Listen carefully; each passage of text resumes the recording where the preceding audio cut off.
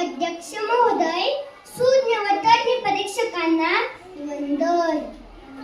माझ्या स्पर्धक मित्रांनो नमस्कार. आज मी आपल्या समोर विषय मांडत आहे माझा आवडता सण. एक दिवस मायेचा जन्म कष्टात जायचा, एक दिवस मायेचा जन्म कष्टात जायचा, वर्षातून मिरवायचा, गोड निवद खायचा. बागदार पाठीवर झुला रंगीत बसवायचा, गोंडे शिंगांना बांधून बाशिंगांनी सजवायचा. गळ्यात घंटणी कवड्याच्या माळा, नवी असा नवा कासरा, पायी घुंगराचा वाळा. आला सण बैल पोळा, सर्जा राजाला ओळायचा, सर्जा राजाला ओळायचा, सर्जा राजाला ओळायचा. सरते श्रावणकाठी तिथुरे अमावस्येला साजरा केला जाणारा हा सण मला खूप म्हणजे खूपच आवडतो. त्यात मी शेतकऱ्याचा लोक. मी माझ्या हाताने बनवलेला मातीचा बैल हेच माझं पहिलं खेळणं. त्यामुळे बैल मला आई वडिला इतकी जीवाभावाची. म्हणून तर आमचे शिंगरा सुंदरचा सण मला दिवाळीच्या वर प्यारा.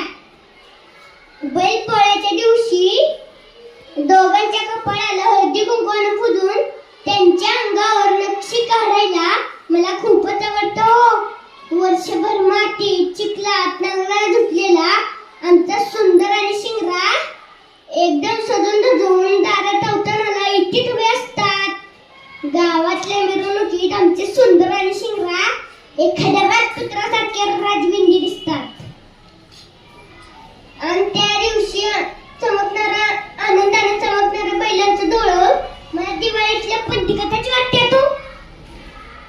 सगळ्यात भारी म्हणजे त्या दिवशी गावातले सगळेच लहान मोठे शेतकरी बांधव आपापली बैल घेऊन एकत्र येतात.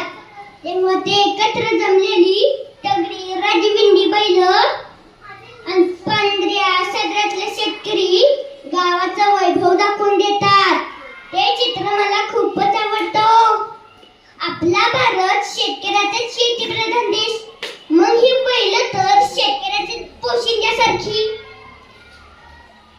त्यामुळे बैलपोळा हा भारताचा राष्ट्रीय सण असायला पाहिजे असं मला वाटतं.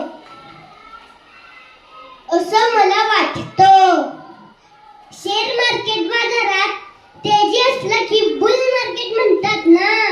मग बघा आज भारतात ग्रामीण विकासात बैलांचं बरंच योगदान आहे याची जाणीव मला आहे. अशा या सर्जा राजाचा आभार मानणारा, त्यांना देवा जागी ठेवणारा सण म्हणजे बैलपोळा. अजून एवढंच सांगेन, मला मनापासून आवडतो हा पोळा. जिथं सुंदर शिंगरासारखे शेकडो मित्र होती गोळा.